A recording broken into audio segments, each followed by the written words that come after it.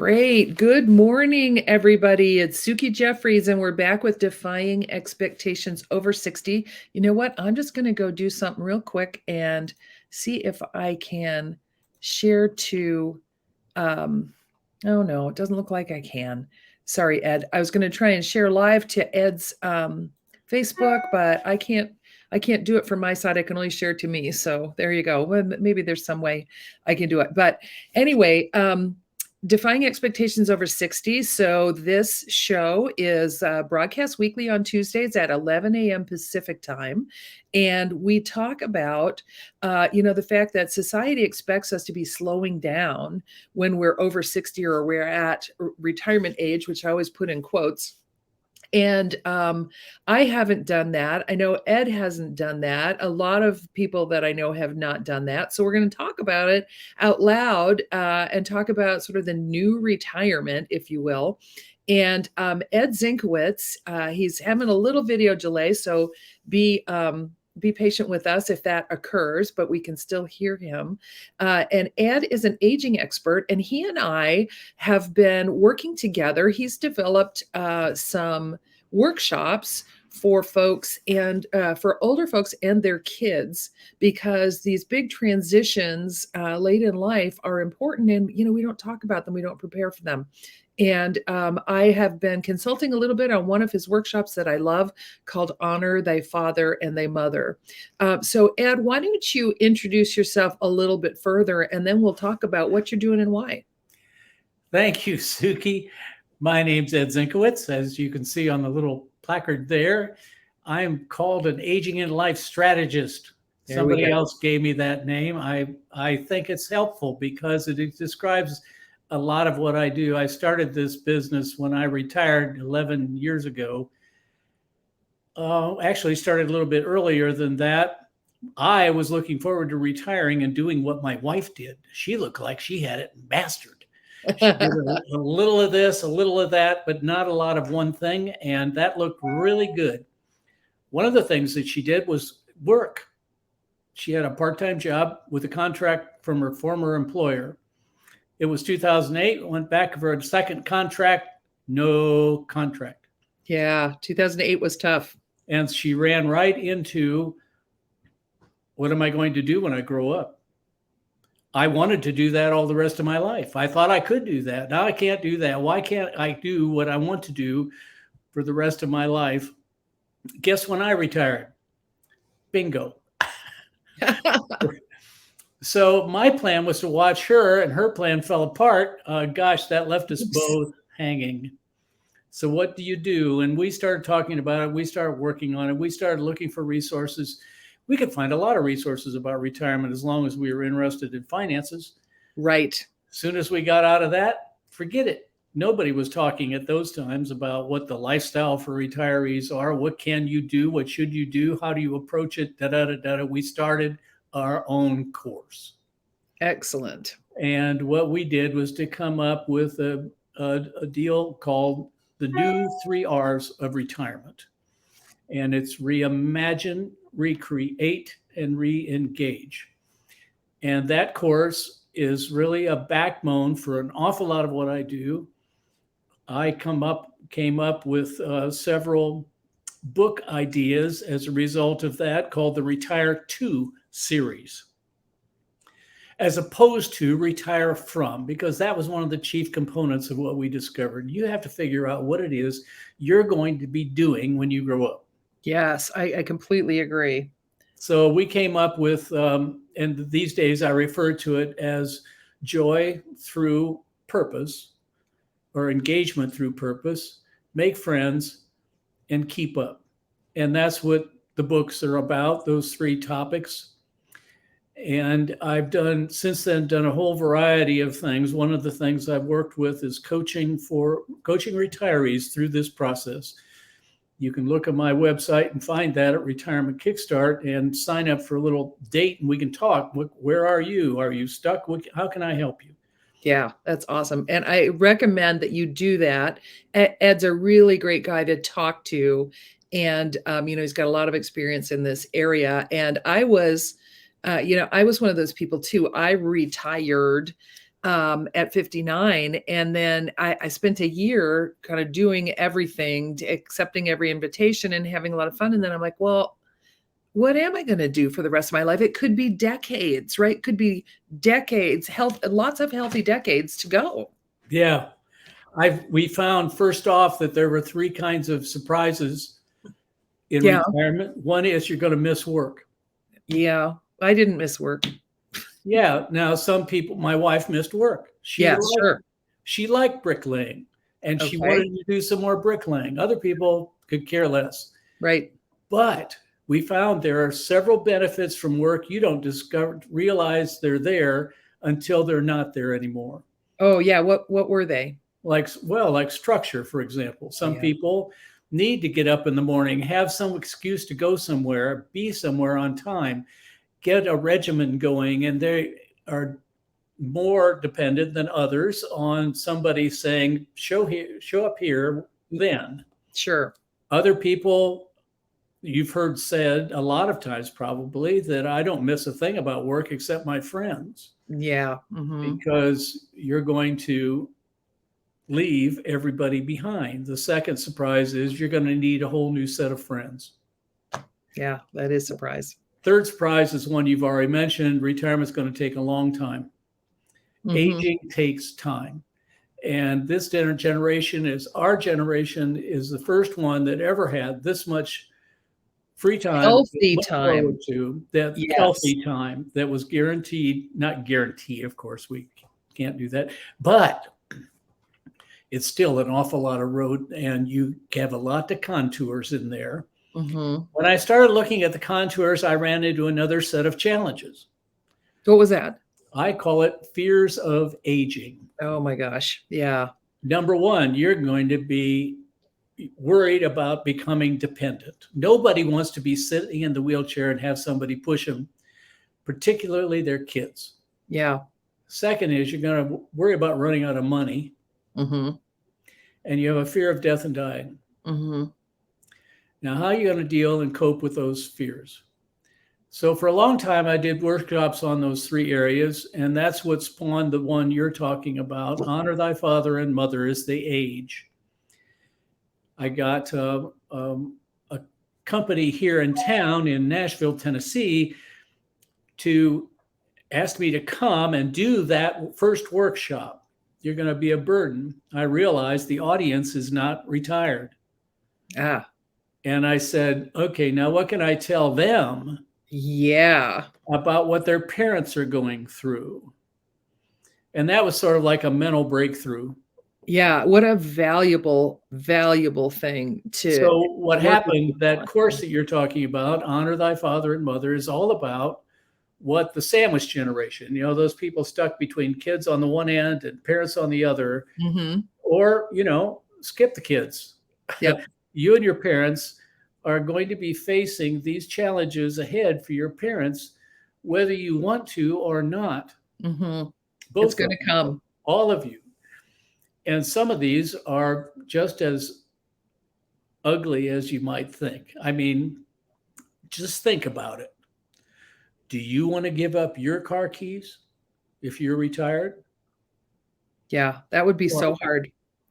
If you're, so-called middle-aged, do your parents want to give up the car keys? Mm-hmm. And a lot of the reaction is over my dead body. And I get a lot of that. And we had in this workshop, one of the things we do is to do a session on what happens when you give up the keys. How can you help dad or mom drive safely longer? Yeah. What can you do to help them make the transition gracefully so that it's not such a huge loss and somebody has to come in and take the keys away from you?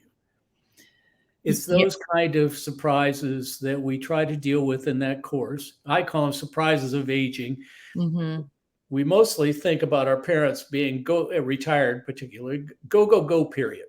They're taking the cruise, they're doing the RV thing, they're doing the projects, they're doing the whatever. Visiting their friends. That's right. That's the go period. You hear a lot of commercials about that. People want you to buy their cruise, go to this idyllic locale, do all this good stuff. Well, you know what? that period ends.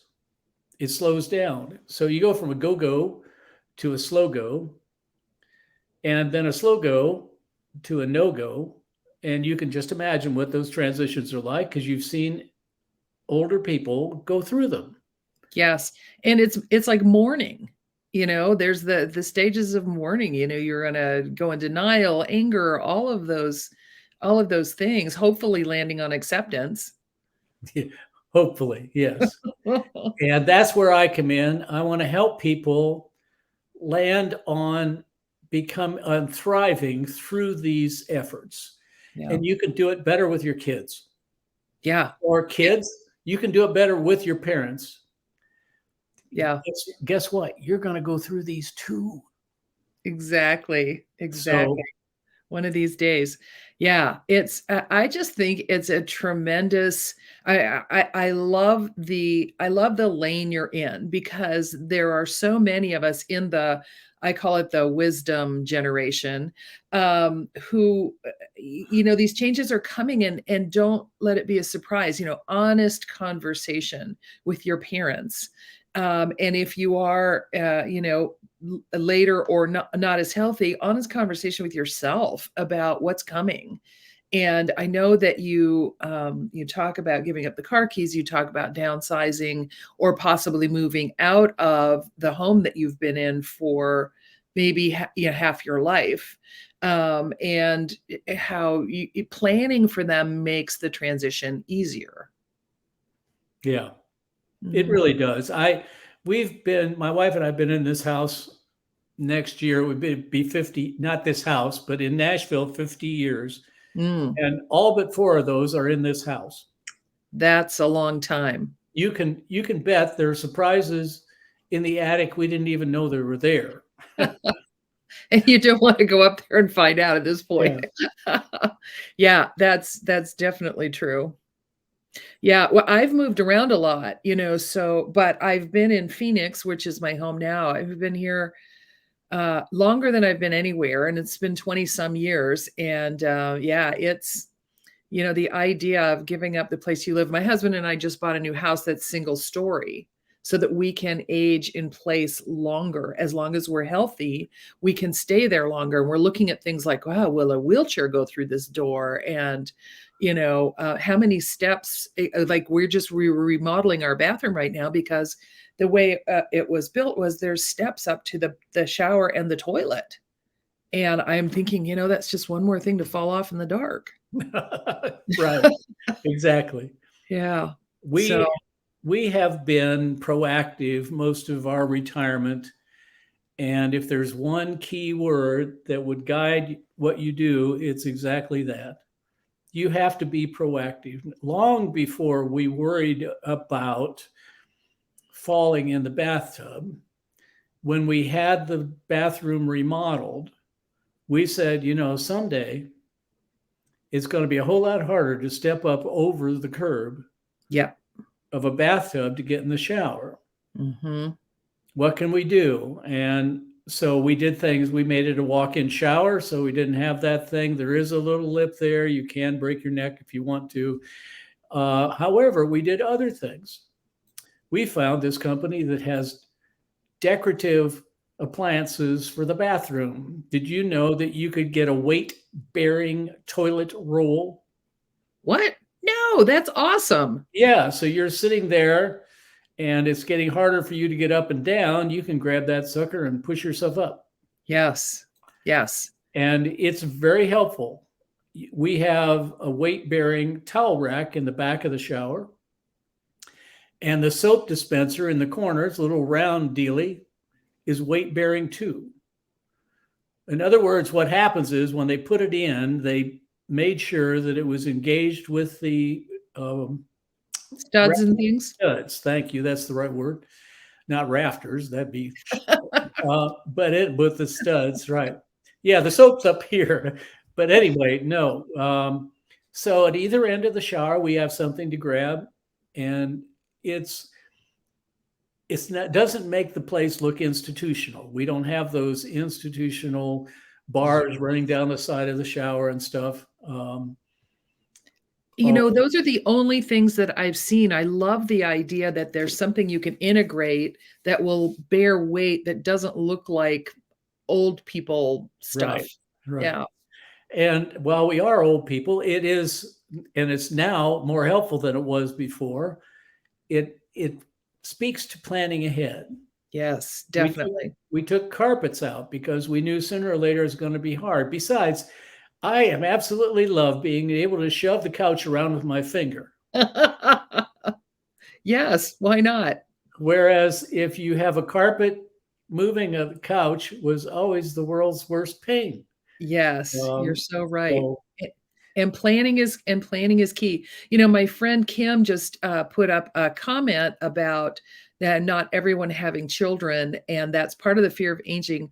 Who will be there in our golden years? Definitely aging in place is a big factor, and, you know, I completely agree. You know, if you are still in your money-making years, now would be the time to do some of those alterations that Ed was talking about to make sure that you are prepared so that you can be independent as long as possible. yeah. Yeah. Well, the other thing I would recommend is getting to a place where you have socialization. Mhm. If we learned anything during the pandemic, that isolation is deadly. Yes. And we don't want that to happen to anybody. So, what we're looking forward to is leaving here and moving somewhere where we can have more social outlets. Yes. Now, I think that would be a big help relative to the business of I don't have any kids. Mhm. I can't speak to whether you can financially or anything else, but if Mhm. you're in earning years, now's the time to think ahead for that. Yes, I have all kinds of sympathy for you. If without children, I am blessed with a daughter and son-in-law that are gracious and helpful and supportive, but not Mhm. everybody is. Yes. Yes, it's true. And, you know, Kim is in the theater world. Hi, Kim. I'm so glad you're watching. She's in the theater world. And so, you know, she's used to being with people, in front of people, and that sort of thing. So, yeah, I think socialization would be really key there, along with safety and, you know, making sure that your home is set up. Right. Well, yeah. Well, I wanna be conscious of everybody's time. I always like to make these, short enough that you can digest them really quickly, so I keep them under 20 minutes. And, I love what you're doing, as you know, because, you know, we're consulting together, and I'm looking forward to doing more of the same and to recommending your workshops to the people that I know and to my contacts. So, I will get Ed's, contact information. Definitely have a chat with him if you have any questions or you just want to connect and find out when his workshops are going to be. I'll have his website, I think you have calendar uh, Yes. scheduling thing, and I'll put those all in the comments on Facebook and LinkedIn and on YouTube. And I want to thank everybody for being here, especially Ed. Thank you so much. I love talking to you, and I want to remind everybody that you've heard this before. I have a book coming out, and the launch day is tomorrow, October 26th. Thanks, Ed. October 26th, and it's actually out there already on Amazon. It's called Courage Rises: How to Create the Life You Want by Leaning into Fear. So the ebook is available now, and it's only 99 cents for a couple of days. They make great gifts for Christmas. You can buy, say, 10, 20, okay, 25 on Amazon, and then send them out individually to the people you want to give them to. Thank you for your support with my first solo book. Ed, as always, it's great to talk to you. I think you're providing an amazing service. Oh, and you got your finger up like you want to tell me something? I do. I want to thank you, Suki, for inviting me. And I want to encourage all of you to go out and get your checkbooks out and support this lady. She has great things to say, too. Thank you, Fear Ed. is a deal breaker for a lot of people. It is. Fear of Yes. moving, fear of planning, fear of going ahead can hurt. And if she can help you, go for it. Thank you. Thank you, Ed. I really appreciate your advocacy and your nice words. Okay, thank you, everybody. That's Defying Expectations Over 60. We'll come to you again next Tuesday. And off the top of my head, I don't know who my guest is, but we'll have somebody really great like Ed to talk to you then. Thank you. Bye, everybody.